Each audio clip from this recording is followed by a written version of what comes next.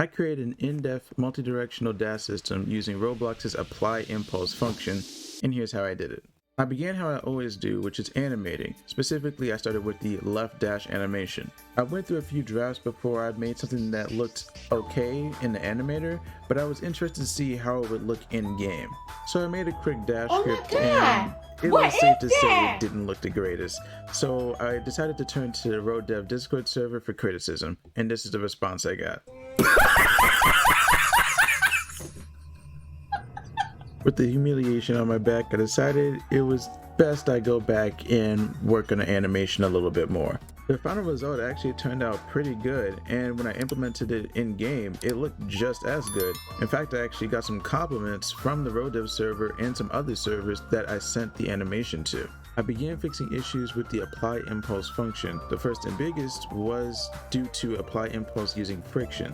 So if the player was to dash in the air, they'd travel further than on the ground. Thankfully, this was a simple fix, so all I had to do was check if they're in the air when they dash and decrease the impulse number if they are. But I randomly thought to myself, what if I was to jump mid-dash?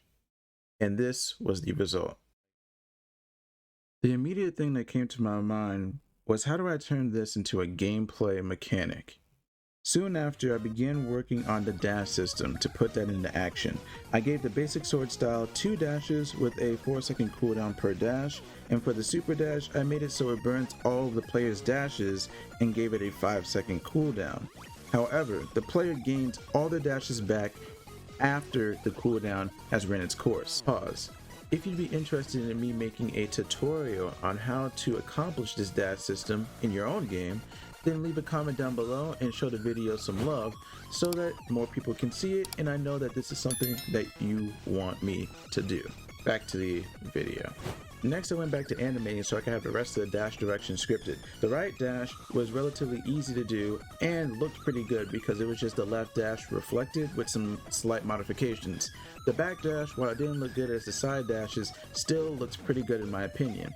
And then the front dash, well, it's like the ugly cousin of the family. It definitely gets the job done for now, but it doesn't look the greatest compared to the other dashes. I ended up making it so the front dash could be canceled with any attack or move, so it would have been a little weird looking if I made the dash look a little flashier.